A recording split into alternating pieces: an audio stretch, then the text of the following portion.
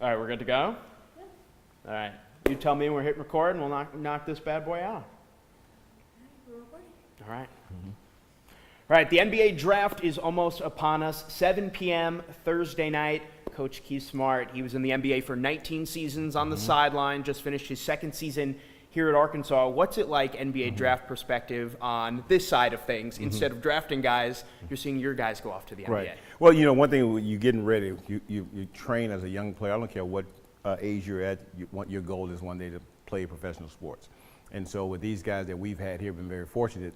We have guys getting ready for this day. You know, obviously you're trying to get a suit. You're trying to get something that fits you.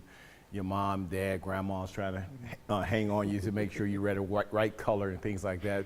And then how many people are going to be invited to the house? You know, when you have your little party or whatever, or if you're going to be in New York, how many people are going to be coming? But it's an exciting time for not only the families, but it's also an exciting time for Arkansas, all of Arkansas, and then obviously the basketball team. We saw last year Jalen Williams. This year, upward of 4 guys could be selected. Just as a coaching staff, how satisfying is it? How proud is it to see guys, you know, fulfill their dreams going on to that next level? Yeah, well, one of the great things that's coming here to Arkansas was that you're developing players to be able to. I use the analogy, they have training wheels on now. We have them going from class, going to workouts, going to practice, going to workout, all those different things.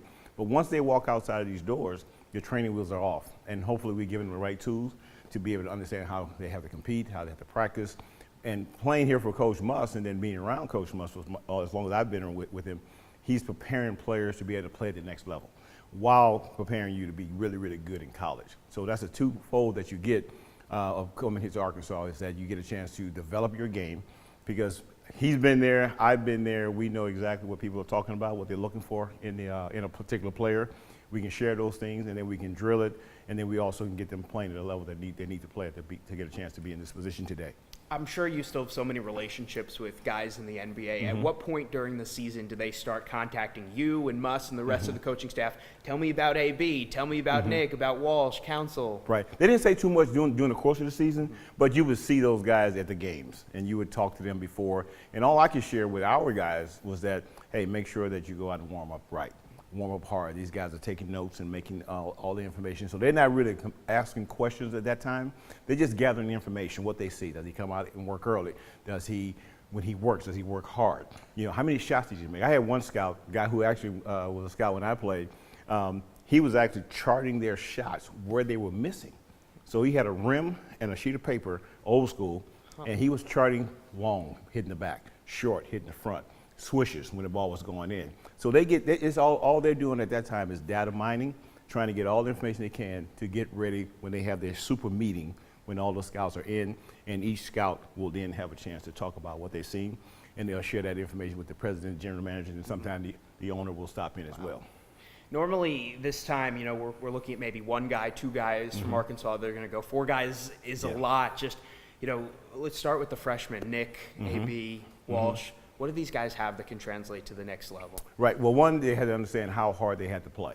So they came in with the idea of some had it, and then some develop it along the way.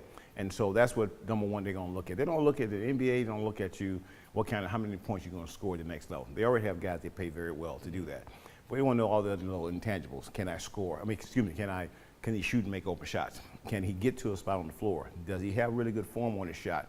And so these are things that we are teaching here already. And now when these guys have the opportunity to go out to NBA teams and work, and we'll get feedback on what they're doing, how they were doing things. And a great example that last year, we had one of our players go to a team. That team called and said, J.D. Note went out, picked the guy up full court. Well, we didn't tell him that, or he didn't, and the team that he went to didn't tell him to do that. He just did that because that's what he had learned being here doing those things. So little things like that.